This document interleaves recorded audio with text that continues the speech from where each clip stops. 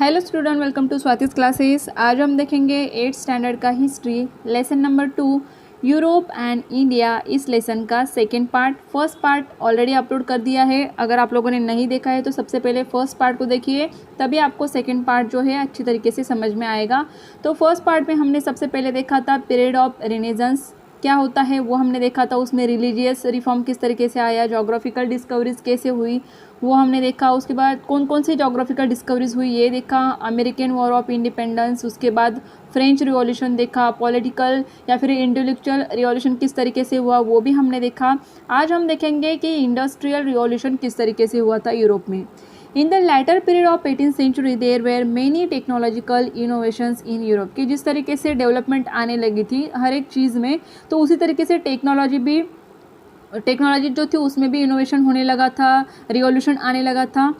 There was production with the help of machines running on steam, तो जिस तरीके से टेक्नोलॉजीज फाइंड आउट होने लगी थी, रिवॉल्यूशन उसमें आने लगा था, तो अलग अलग तरीके के मशीन्स बनने लगे थे। जिस तरीके से कि फैक्ट्रीज में प्रोडक्शन सबसे पहले क्या होता था कि छोटे मोटे मशीन्स होते थे या फिर हाथ से बनाए जाते थे, तो अभी मशीन्स बनने लगे थे ज़्यादा मात्रा में, जिसके कारण प्रोडक्शन पे भी इसका इफेक्ट हुआ था।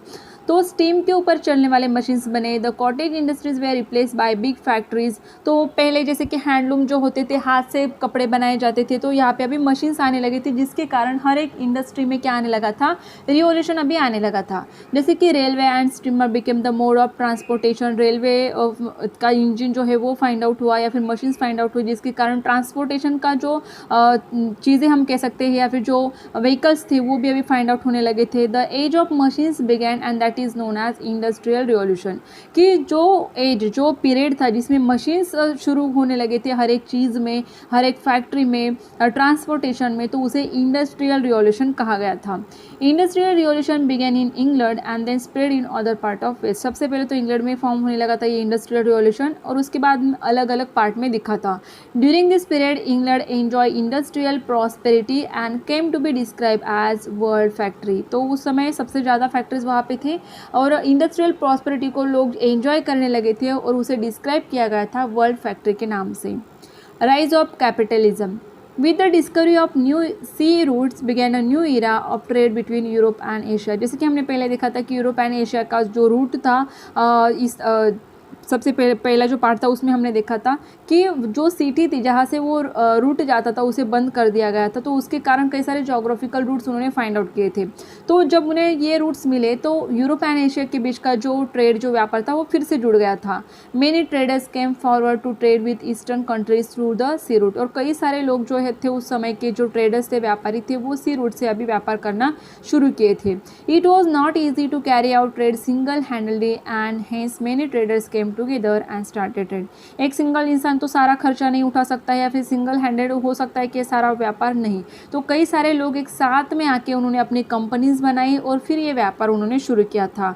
Trade with oriental countries was very profitable and responsible for economic prosperity, किसी भी देश की अगर इकोनॉमी की हम देख सकते हैं कि किस तरीके से वो आर्थिक रूप से अगर डेवलप है, ऐसे हम कह सकते हैं कब कि वहाँ का व्यापार अगर अच्छी तरीके से चलता है तो वो देश काफ़ी हद तक अपनी इकोनॉमी को संभाल पाता है।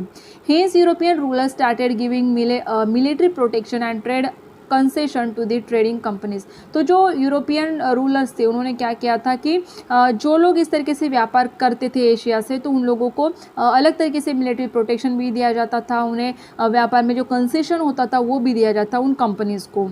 और this led to accumulation of wealth in Europe, क्यों दिया जाता था, क्योंकि उन्हें पता था अगर व्यापार करने के लिए लोग बाहर जाएंगे तभी तो कुछ दूसरों देश से जो वेल्थ था, जो पैसा था, वो उनके देश में आ सकेगा, इसके कारण।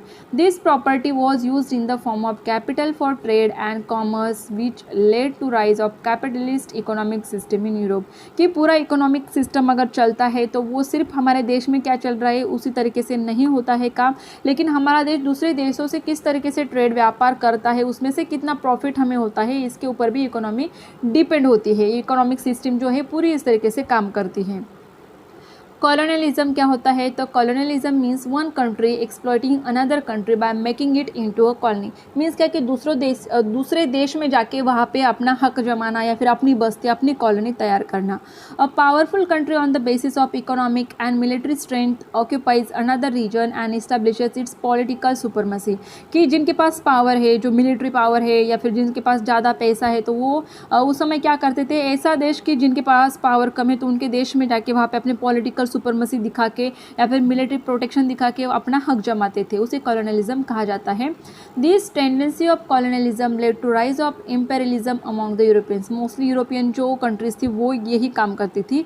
इम्पेरियलिज्म का मीनिंग क्या होता है कि imperialism means a system in which a powerful country controls other countries by establishing its overall domination and establishing many colonies.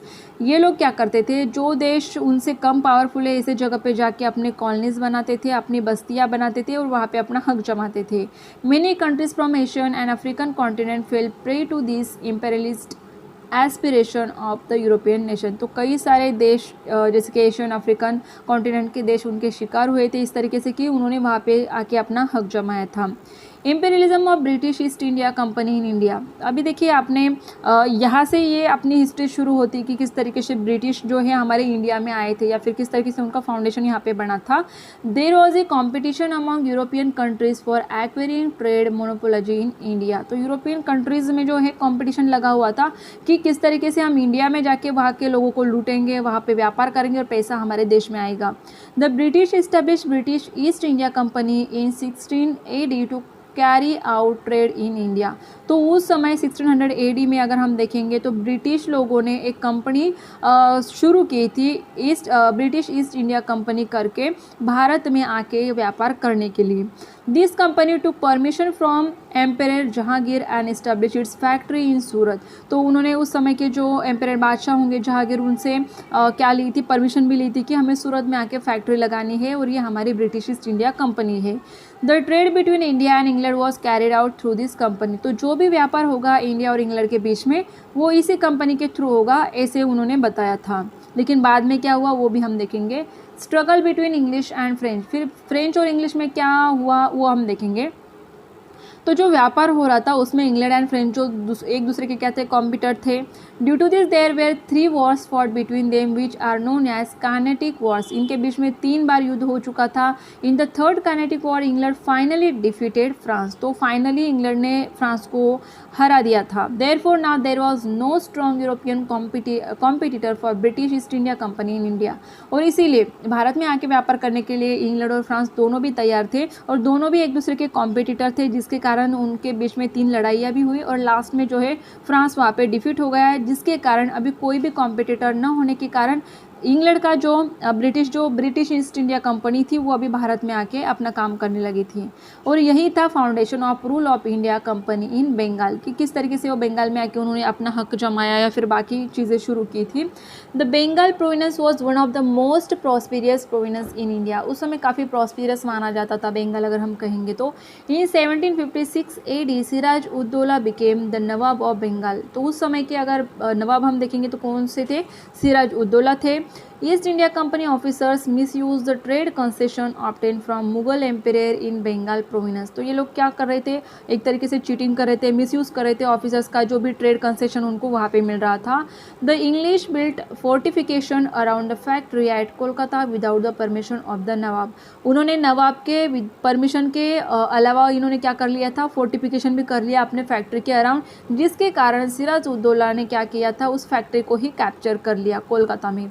This created discontent in England. और जिसके कारण फिर क्या हुआ, ऑब्वियसली क्या हुआ होगा उनके बीच में कि उनकी फैक्ट्री ले ली थी। इसके कारण Robert Clive diplomatically bribe Mirza Jafar the commander in chief of the nawab army and also promise to make him the nawab of Bengal.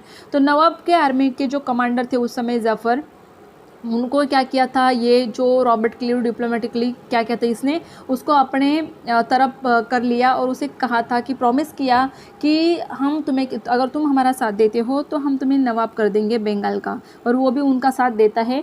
Nawab Siraj Uddaula and the British troops met at Plassey in 1757 AD. Plassey की जो लड़ाई थी वहाँ पे जब ये ट्रूप्स, जब सैनिक आए ब्रिटिश या फिर सिराज उद्दौला के, तो उस समय क्या हुआ कि जो जफ़र थे उसके लीडरशिप में जो भी आर्मी थी उसने वो जाने ही नहीं दिया, एक्चुअल में उनको पार्टिसिपेट ही करने नहीं दिया बैटल में, जिसके कारण सिराज उद्दौला जो नवाब थे वो वहाँ पे हार गए। तो जफ़र को क्या कर दिया था, अभी यहाँ पे बंगाल का नवाब बना दिया था with the support of British, जिनके साथ उसने हाथ मिलाया था। But later he started protesting against the British and hence his son in law Qasim was made the Nawab. तो उसके बाद में वो अभी प्रोटेस्ट करने लगा, इनके अगेंस्ट जाने लगा, ब्रिटिश के खिलाफ जाने लगा, तो फिर किसको, कासिम जो उसका सन इन लॉ था उसे फिर नवाब बना दिया गया। लेकिन फिर से क्या हुआ कि जो मिर्ज़ा कासिम जो था उसने क्या किया, रेस्ट्रिक्शन लगा दिए, जो भी इलीगल ट्रेड होने लगा था, बेकायदेशीर जो व्यापार वहाँ पे चल रहा था उसके ऊपर उसने रेस्ट्रिक्शन लगाने शुरू किए। तो फिर से ब्रिटिश लोगों ने उसे हटा के जो जफ़र था उसे ही फिर से नवाब यहाँ पे बना दिया। तो देखिए किस तरीके से उन्होंने अपना काम करने के लिए लोगों को वहाँ पे नवाब भी बनाया, उसे हटाया और फिर से पहले वाले को ही यहाँ पे नवाब बना दिया था। To restrict the activities of British in Bengal, Kasim Shuja-ud-Dawla, the Nawab of Ayodhya and Mughal Emperor Shah Alam formed an alliance and ran a campaign। तो ये सारे जो लोग उस समय के थे तो उन्होंने क्या किया कि एक साथ में आके इनके खिलाफ कैंपेन शुरू किया था। In 1764 AD battle of Buxar was fought in Bihar. After this battle, British East India Company got the right to collect the revenue from Bengal province as per the Treaty of Allahabad। तो यहाँ पे उनको एक हक मिल गया कि वो अपना रेवेन्यू जो है वहाँ से कलेक्ट कर सकते हैं। In this manner the foundation of British rule in India was laid in Bengal. तो इस तरीके से बंगाल से उन्होंने अपना फाउंडेशन स्टार्ट किया या फिर उस तरीके से उन्होंने इंडिया में घुसना शुरू किया, ऐसे हम कह सकते हैं। British Mysore struggle, Hyder Ali from Mysore state rebelled and to control of Mysore. After the death of Hyder Ali his son Tipu Sultan जो है वहाँ पे मैसूर का राजा बन गया। He tried his best to fight against the British. उसने भी ब्रिटिश के खिलाफ क्या किया था, उस समय के जो भी इंडिया के जो भी राजा महाराजा हम कह सकते हैं उन्होंने भी ब्रिटिश के खिलाफ लड़ाई की, क्योंकि ये बाहर से आके क्या कर रहे थे, अटैक कर रहे थे या फिर हमारे देश में कब्जा करने की कोशिश कर रहे थे। At the end Tipu Sultan dead in the battle of Srirangapatna in 1799। In this manner the British to control of the Mysore territory. तो उन्होंने क्या किया, मैसूर टेरिटरी के ऊपर भी अपना हक जमा लिया था, पहले बंगाल और उसके बाद मैसूर। उसके बाद देखेंगे कि सिंध में किस तरीके से उन्होंने अपना कंट्रोल किया। To strengthen the British power in India the England turn their attention towards north west frontier. उन्हें पता था कि हमें अगर ब्रिटिश पावर को स्ट्रेंथन बनाना है इंडिया में तो सबसे पहले जो नॉर्थ वेस्ट का पार्ट है उसे हमें बचाना होगा। The fear that Russia might attack in India through Afghanistan and hence the English started establishing their influence over Afghanistan. तो उनको ये पता था अगर रशिया ने यहाँ पे अफगानिस्तान के थ्रू अगर अटैक कर दिया तो उन्हें ये काफ़ी मुश्किल हो सकता है, जिसके कारण फिर उन्होंने क्या किया, the route towards Afghanistan went through Sindh. तो उन्हें पता था वो रूट जो जाता है वो सिंध, अफगानिस्तान से अगर जाने वाला रूट है वो सिंध से जाता है, तो हमें सिंध को जीतना काफ़ी ज़रूरी है। The British understood the importance of Sindh and hence capture it in 1843। तो उन्होंने उसके कारण सिंध जो प्रदेश था उसको भी जीत लिया। Fall of Sikh power, Sikh power क्यों हम कह सकते हैं पीछे हट गई या फिर क्यों उनकी ब्रिटिश के खिलाफ वो किस तरीके से लड़े वो हम देखेंगे। In the beginning of 19th century the power in Punjab was in the hand of Ranjit Singh. After the death of Ranjit Singh his minor son Duleep Singh came to the throne. तो उनके बेटे जो थे दिलीप सिंह जो थे वो थ्रोन पे, सिंहासन पे आ चुके थे। On his behalf his mother queen Jindan look after the state affairs but could not keep control over the officers. तो ऑफिसर्स के ऊपर कंट्रोल ना होने के कारण जो है सिचुएशन बिगड़ गई और कुछ ब्रिटिश लोगों ने क्या किया, उनके जो सरदार थे उनको अपने तरफ कर लिया और फिर उनके बीच में जो लड़ाई हुई। The Sikh community thought that the British will attack Punjab and hence they launch an attack on the British. तो पंजाब के ऊपर वो अटैक करेंगे, इसके लिए उन्होंने भी क्या किया, ब्रिटिश के ऊपर अटैक किया। In this first Anglo Sikh war the Sikh were defeated. और इस पहले वॉर में वो डिफीट हो गए। But still Duleep Singh remained on the throne, लेकिन फिर भी वो सिंहासन पे थे। But the growing impact of British over Punjab was not acceptable to the Sikh. तो वो लोगों को भी नहीं एक्सेप्टेबल था कि ब्रिटिश आके पंजाब के ऊपर क्या करे, राज करे। Mulraj officer of Multan revolted against the English. 1000 of Sikh soldiers participate in the war against the British. कई सारे सरदार जो थे, सिख सरदार सोल्जर्स जो थे, उन्होंने इसमें पार्टिसिपेट किया ब्रिटिश के अगेंस्ट तो वो लड़े भी। इन द सेकेंड और the Sikh had to face defeat again, फिर से दूसरी बार भी जो युद्ध हुआ उसमें वो हार गए। इन 1849 the British finally captured the entire reason of Punjab, और फिर से इनको हराने के बाद फिर ब्रिटिश लोगों ने क्या किया, ब्रिटिश के जो भी सैनिक थे उन्होंने पंजाब के ऊपर अपना कब्जा बना लिया था। The Marathas were important strong rulers in India, जो हम मानते हैं। How did the British strengthen their foundation of rule in India by defeating the Marathas will be studied in the next chapter. तो नेक्स्ट चैप्टर में हम क्या देखेंगे कि इंडिया में मराठाज को किस तरीके से उन्होंने डिफीट किया और ब्रिटिश का फिर उन्होंने अपना राज्य किया हमारे देश के ऊपर, वो नेक्स्ट चैप्टर में हम देखने वाले हैं। तो मुझे ऐसे लगता है कि आपको ये पूरा जो चैप्टर दिया है ये सारे के सारे पॉइंट आपको अच्छे से समझ में आए होंगे। वीडियो अगर अच्छा लगता है तो लाइक शेयर कीजिए, चैनल को सब्सक्राइब नहीं किया होगा तो सब्सक्राइब ज़रूर कीजिए।